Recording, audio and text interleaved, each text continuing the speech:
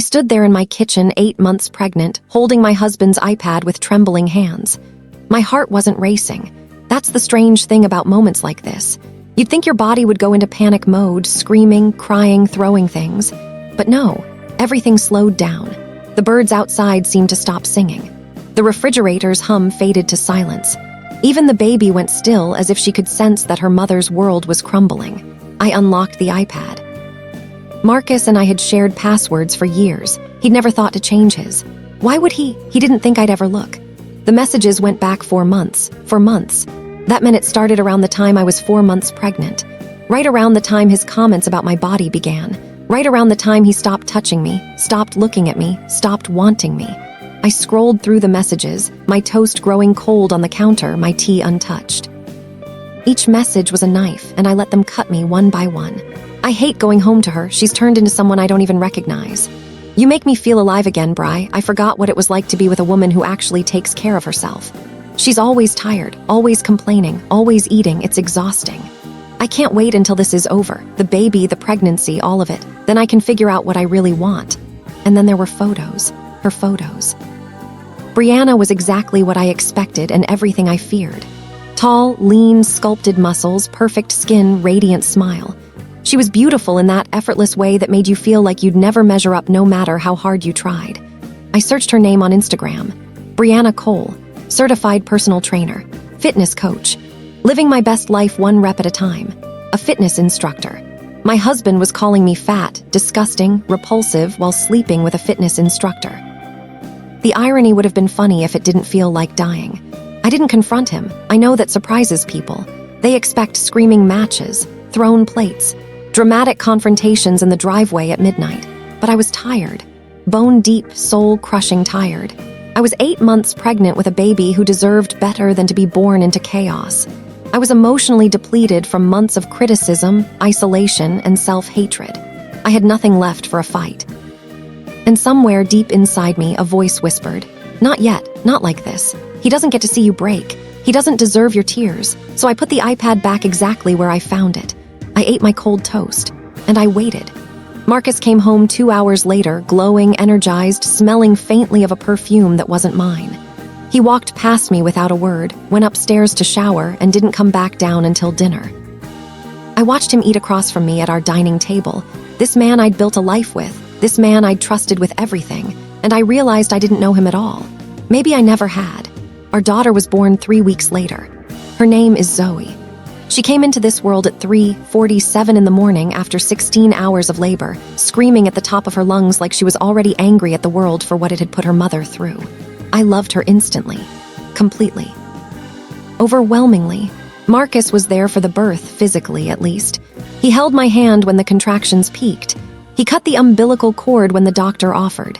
He smiled for the photos the nurse took, but his eyes were somewhere else. I saw him check his phone twice during my labor. He stepped out to update family and came back 20 minutes later. When they placed Zoe on my chest, skin to skin, and I sobbed with joy, he just stood there, watching like a spectator at an event he hadn't really wanted to attend. The next morning, he told me he had to go back to work. Already? My mother was furious. She'd flown in from Atlanta to help, and she couldn't believe what she was hearing. "Marcus, your wife just gave birth. Your daughter isn't even 24 hours old." I know. He was already putting on his jacket. "But there's a big project, and I can't just disappear. Maya understands. Right, babe?" He looked at me, waiting for me to perform the role of the understanding wife, the supportive partner, the woman who never made demands, never caused problems, never asked for what she needed. And for one moment, one brief, beautiful moment, I thought about telling him everything. About the messages, the photos, Brianna, about the 4 months of lies. About the cruelty disguised as honesty, the affair disguised as going to the gym. But I looked at Zoe, sleeping peacefully in her bassinet, and I smiled. "Go ahead, Marcus, we'll be fine." He kissed my forehead, a dry, meaningless gesture, and left. My mother watched him go, then turned to me with knowing eyes. "Maya, baby, what's going on?" I didn't answer, but I think she already knew. The first 3 months of Zoe's life were the hardest and the best of mine. Hard because I was alone. Marcus came home late every night, left early every morning, and spent his weekends at the gym. He changed maybe 5 diapers total. He never woke up for the 2 a.m. feedings. He never rocked her when she cried, never sang to her, never just sat with her the way new fathers are supposed to. But those months were also the best because I discovered something I'd forgotten during my marriage: myself. Without Marcus's constant criticism, I started to see my body differently. These arms that held my daughter through her colicky nights. These legs that paced the hallway for hours, bouncing her to sleep. This belly that had grown and stretched and brought her into existence. I wasn't disgusting. I was powerful. And I decided, somewhere between the 3 a.m. feedings and the sunrise walks with Zoe in her stroller, that I wasn't going to be a victim. I was going to be a survivor. I started my business at 4 a.m. That was the only time I had. Zoe would finally fall asleep around 3:30, and I'd learned to survive on fragments of rest. So instead of sleeping, I'd sit at my kitchen table with my laptop, a cold cup of coffee, and a dream I'd buried years ago. Before Marcus, before the marriage, before I became a wife who shrunk herself to fit inside someone else's expectations, I'd been a graphic designer. A good one. I'd worked at an agency downtown, won awards, had my work featured in design magazines. I was building something. Then I met Marcus. He made more money. His career was more demanding. It made sense, or so he convinced me, for me to scale back, to work part-time, to eventually quit altogether so I could focus on the house, on him, on preparing for the family we'd one day have. I gave up my career for a man who couldn't even hold his daughter for more than 10 minutes without checking his phone. But now I was taking it back. I started small. Freelance logo designs, social media graphics, branding packages for small businesses. I charged less than I was worth at first, just to build a portfolio, to remind myself that I still had talent, still had value, still had something that was mine. I worked in silence. Marcus never asked what I was doing up so early. He never noticed the client emails on my phone, the invoices I sent, the payments that started trickling into a bank account I'd opened in just my name. He was too busy with her. I documented everything. Every late night, every weekend he was at the gym for 5 hours. Every time he came home smelling like her perfume. Every cold look, every cruel comment, every moment he chose his affair over his family. I kept a journal, a real physical notebook that I hid in the bottom of Zoe's diaper bag, the one place Marcus would never look. I wrote down dates, times, details. I noted when he lied and what the truth actually was. I also screenshotted everything. His text messages to Brianna, he never changed his password, never suspected a thing.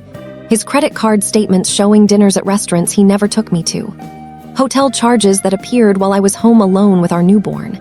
Every piece of evidence I could gather, I saved to a secure folder in the cloud, password protected, backed up twice. I wasn't angry anymore. Anger is exhausting, and I didn't have the energy for it. What I had instead was focus. Crystal clear, ice-cold focus. My mother always told me, "Baby, don't get mad, get everything." And that's exactly what I intended to do. By the time Zoe was 6 months old, my freelance business was making real money. Not enough to live on yet, but enough to prove I could do it. Enough to know that when I walked away from Marcus, I wouldn't be walking into nothing. I'd also consulted with a divorce attorney. Her name was Patricia Okonkwo, and she came highly recommended from an online support group for women leaving unfaithful marriages. I joined the group anonymously, reading stories that mirrored my own, finding comfort in knowing I wasn't alone. Patricia was calm, methodical, and absolutely ruthless in the best possible way. "You have everything you need," she told me during our third meeting. Zoe was asleep in her car seat beside me, and I was showing Patricia my documentation. The messages, the financial records, the timeline of his absences. Any judge will see exactly what happened here. "What about the house?" I asked. "It's in both our names. Given his infidelity and your role as primary caregiver to your daughter, you have a strong case for keeping the marital home, or at minimum, forcing a buyout." She leaned forward. "Maya, I've seen a lot of these cases. Women who wait too long, who give their husbands time to hide assets to manipulate the narrative. You're not making that mistake. You're prepared." Prepared? I'd never felt prepared for anything in my marriage. I'd always felt one step behind, trying to keep up, trying to be enough. But now I was ahead. And Marcus had no idea. I served him the papers on a Saturday. I'd planned it for weeks. Zoe was with my mother for the weekend. I'd told Marcus it was so we could reconnect, so we could have some quality time together. He barely acknowledged the suggestion, but he agreed easily enough. What he didn't know was that I'd seen his messages with Brianna. They were planning their own weekend. She was coming over to my house while I was supposed to be gone. He thought I didn't know. He thought I was the same naive, beaten-down woman who stood in front of that mirror 8 months ago, hating her body because he told her to. He was wrong. I waited until 6 p.m. I knew Brianna would be there by then. I knew they'd be comfortable, relaxed, thinking they had all night. I pulled into my driveway, my heart steady, my hands calm. I could see her car parked on the street, a white BMW convertible. Of course it was a BMW convertible. I walked to my front door, my heels clicking on the concrete. I dressed intentionally, a fitted dress, makeup done, hair styled. I looked good, better than I'd looked in months. This wasn't for Marcus. This wasn't even for Brianna. This was for me. I unlocked the door, and I stepped inside. They were in my living room. On my couch, his arm around her, her legs curled beneath her, a wine glass in her hand, my wine glass from my kitchen, filled with wine from my refrigerator. They were watching something on my television, laughing about something I couldn't hear. And then they heard the door close. Marcus turned first. The color drained from his face instantly, completely, like someone had pulled a plug. His mouth opened, but no words came out. Brianna scrambled to her feet, nearly spilling the wine, her perfect composure cracking. And I just stood there, holding a manila envelope, smiling. "Hey, babe," I said, my voice sweet as honey. "I'm home." The silence lasted maybe 3 seconds, but in those 3 seconds, I watched my husband's entire world collapse behind his eyes. I saw the calculations happening, the excuses forming, the lies assembling, the desperate scramble to find some explanation that could undo what was right in front of me. There wasn't one. "Maya," his voice cracked. "This isn't I can explain. You really can't." I walked further into my living room, and set the manila envelope on the coffee table between us. "But don't worry, I'm not here to listen to explanations." Brianna was frozen, clutching my wine glass like a shield. Up close, she looked younger than I expected. Mid-20s maybe, young enough to believe a married man when he said his wife didn't understand him. "You must be Brianna," I said, turning to her with a calm I didn't know I possessed. "The personal trainer, I've seen your Instagram, you're very flexible." Her face went crimson. I didn't," she stammered. "He told me you were separated," he said. "He told you a lot of things." I tilted my head. "He told me a lot of things, too. That I was fat, disgusting, that I'd let myself go while I was carrying his child. Did he tell you that part? About how he spent months destroying his pregnant wife's self-esteem while sneaking off to sleep with you?" She looked at Marcus, horror dawning in her eyes. "You said she knew," she whispered. "You said you had an arrangement." "There's no arrangement." I picked up the envelope and held it out to Marcus. "There's just this." He took it with shaking hands, opened it. And I watched his face as he read the words that would end our marriage. Petition for divorce. Grounds, adultery, attached, evidence. He flipped through the pages, the screenshots, the credit card statements, the hotel receipts, the timeline I'd built, entry by entry, proving exactly when he'd started his affair, exactly how he'd conducted it, exactly how much of our money he'd spent on another woman while I was home, alone, caring for our daughter. "Maya," his voice was barely a whisper now. "Please. We can talk about this. We can work through." No, the word was final, absolute. And for the first time in our marriage, I wasn't the one begging to be heard. "You don't get to talk your way out of this, Marcus. You don't get to explain. You don't get to apologize and expect everything to go back to normal." I stepped closer, and he actually stepped back. "Do you know what you took from me? Not just fidelity, not just trust. You took the joy of my pregnancy. You made me hate my own body while I was creating life. You made me starve myself, cry myself to sleep, question my worth, all while you were with her." I pointed at Brianna without looking at her. "That's not something you apologize for, that's something you pay for." Marcus didn't go quietly. I didn't expect him to. The first week, he begged. Flowers appeared at my mother's house where I was staying with Zoe. Long voicemails filled with tears and promises to change, to go to therapy, to be the husband he should have been. I deleted them all. The second week, he got angry. Texts accusing me of overreacting, of being dramatic, of ruining our family over one mistake. He threatened to fight for full custody, to drag my name through court, to make sure everyone knew I was an unforgiving, cold-hearted woman who abandoned her marriage. Patricia handled those. "Let him threaten," she said during one of our calls. "Every angry message he sends is more evidence of his character. Keep documenting, keep quiet. Let him dig his own grave." By the third week, he tried a different approach, manipulation. He called my mother, crying, begging her to talk sense into me. He reached out to my friends, spinning a story about how I'd changed after pregnancy, how I'd become distant and cold, how he'd made one mistake that didn't deserve to end a marriage. Some people believed him, most didn't. And the ones who believed him, I let them go. I didn't have room in my new life for people who could hear a man admit to cheating on his pregnant wife and still think I was the problem. The divorce was finalized 4 months later. It was, according to Patricia, one of the most favorable settlements she'd ever negotiated. I got the house. Full ownership, no buyout required. The evidence of Marcus's affair was so damning, and his behavior during our separation so erratic, that his own attorney advised him to concede rather than risk a judge's wrath.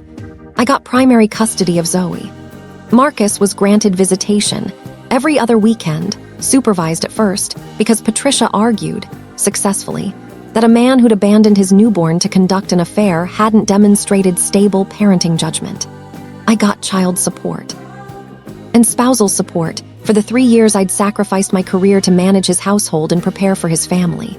And perhaps most importantly, I got free. The morning I signed the final papers, I sat in my car in the courthouse parking lot and cried. Not sad tears, relief tears. The kind that come when you've been holding your breath for months and you finally get to exhale. I called my mother. "It's done," I said. I heard her sniffle on the other end. "I'm so proud of you, baby." So proud. I looked at myself in the rearview mirror. My eyes were red, my makeup was ruined, and I was still carrying the extra weight Marcus had spent months criticizing. But I looked beautiful. For the first time in years, I actually believed it. I wish I could tell you Marcus learned his lesson. I wish I could tell you he became a better father, a more responsible man, someone who took accountability and grew from his mistakes. But karma had other plans. Brianna left him within weeks of our divorce. Apparently, the allure of a successful married man disappeared once he was no longer successful or married. The charm that had worked on her while he was a stable, confident executive didn't survive when he was a broke, disgraced man living in a studio apartment and paying alimony. She moved to Miami. Last I heard, she was engaged to someone else. Marcus's career imploded next. Word got around his office about how his divorce had gone down. Corporate culture has a funny way of turning on men who get caught, not for moral reasons, but because affairs suggest poor judgment, liability, risk. He was quietly pushed out during a restructuring. He found another job, then lost that one too. I didn't celebrate his downfall. I didn't gloat or track his misfortunes with satisfaction. That's not who I wanted to become. But I'd be lying if I said I didn't feel the universe balancing its scales. Zoe is 3 years old now. She has my eyes and his smile, a fact that used to sting but doesn't anymore. She's her own person. Loud, curious, absolutely fearless. She runs through our house like she owns the place because she does. We both do. My business isn't a side hustle anymore. What started at 4 a.m. with cold coffee and desperation is now a full-fledged design agency. I have a team of 5. We work with clients across the country. Last year, I was featured in a business magazine, a profile on women entrepreneurs who rebuilt their lives after divorce. The journalist asked me what advice I'd give to other women in similar situations. I thought about it for a long moment before answering. Document everything, I said. Build in silence. Don't let anger be your only fuel, let it ignite you, but don't let it consume you. And remember that the best revenge isn't destruction. It's becoming someone they could never have imagined you'd be.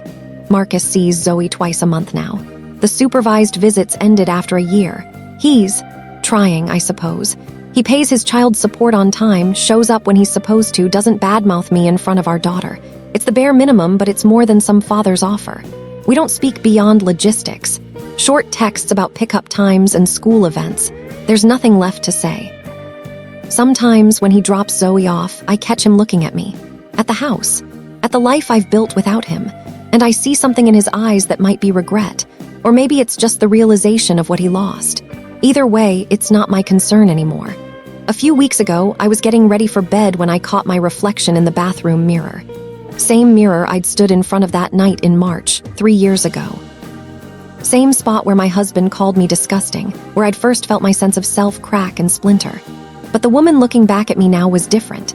She had stretch marks that had faded to silver, proof of what her body had accomplished. She had tired eyes from long workdays and late nights building something meaningful. She had laugh lines from joy she'd reclaimed, strength she'd discovered, a life she'd created entirely on her own terms. She was not too fat. She was not too much. She was exactly enough. I turned off the bathroom light and went to check on Zoe. She was asleep, clutching her favorite stuffed elephant, her curls spread across the pillow like a halo. I kissed her forehead softly. "We're going to be okay," I whispered. "Better than okay." And for the first time since that Tuesday in March, I truly believed it. If you're reading this and you're in the place I was, pregnant, postpartum, or just trapped in a relationship with someone who makes you feel small, I need you to hear something. You are not what they say you are. You are not the cruelties they speak over you in moments when they think you're too weak to fight back. You are not the criticisms designed to keep you dependent. You are not the reflection they want you to see. You are the woman who will survive this. You are the woman who will build something they never expected. You are the woman who will stand on the other side of this pain and wonder how you ever doubted your own power. I know because I've been there, and I'm still here. So what do you think? Was Maya right to leave Marcus? Or should she have given him another chance? Drop your thoughts in the comments below. I read every single one. If this story touched your heart, hit that subscribe button and tap the notification bell so you never miss another powerful story like this one. Your support means everything to this channel. Together, we're building a community of people who believe in strength, resilience, and second chances for ourselves, not for those who broke us. Thank you for watching. See you in the next one. What would you have done in Maya's shoes? Tell me in the comments. If this story moved you, don't forget to subscribe and hit that bell. We post powerful stories like this every week. Thanks for watching. See you next time.